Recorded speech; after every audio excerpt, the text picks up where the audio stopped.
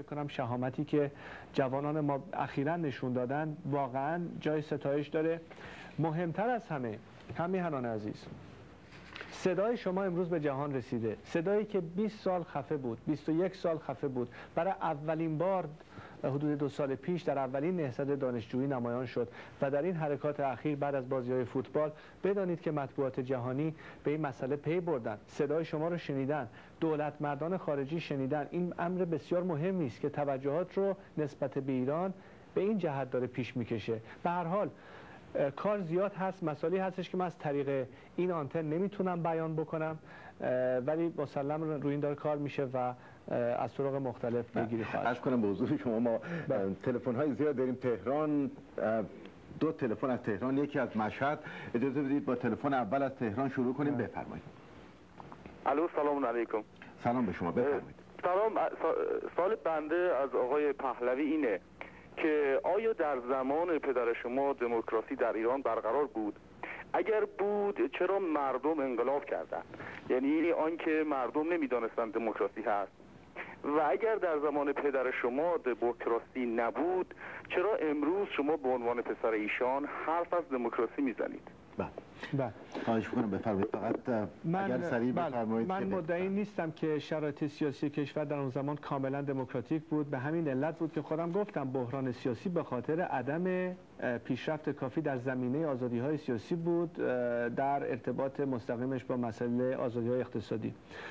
و ما اینکه اگر فرض این همیهن من این هستش که من بایستی قضاوت راجع به ایشون رو بر اساس کاری که پدر و یا مادر ایشون انجام دادن قرار بدم، یا اگر به پدر ایشون یا مادر ایشون اعتماد میکردم الزاماً باید به ایشون اعتماد بکنم، چنین حرفی منطقی نیست. من حرف خودم رو دارم میزنم، مواضع خودم رو خیلی روشن انجام دادم و هیچ شرایط سیاسی یا سیاست خاصی رو از طریق ژنتیک به ارث نبردم که شما بخواید این فرض رو بکنید. اعتقاد من به دموکراسی همیشه بوده و هست و هیچ ارتباطی این مسئله با اسم من یا اینکه پدر من چه سیاستی داشتن یا نداشتن نداره. من صحبت از ایران آزاد میکنم، صحبت از آینده میکنم. یکی از دلایلی که من امروز نشستم در این استودیو صدای آمریکا در واشنگتن تا اینکه در تهران خودم باشم به همین علت هست که مسلماً اگه کار ایراد نداشت انقلابی پیش نمی اومد. بنابراین وقتی که من به اساس مشکلات واقعی جامعه پی میبرم و در تمام این مدت و اگر میخواهیم به چه شکلی میخواهیم پیادهش بکنیم. الان در امریکا وقتی که مردم نسبت به وضعیت امروزی کشور و قدم‌های آیندهشون برمی‌دارن برنمیگردن به زمان جنگ داخلی خودشون 200 سال پیش.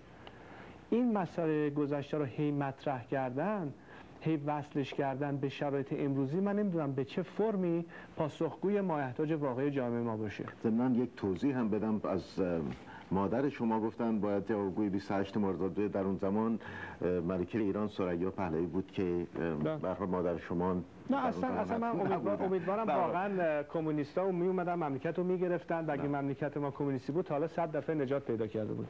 بله، خدمت شما عرض کنم که از مشهد تلفنی داریم، اگر خیلی سریع بفرمایید لطفاً.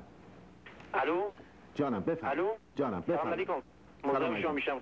عرض سلام دارم خدمت شاهزاده رضا پهلوی. مطالبی عرض کنم خدمتتون.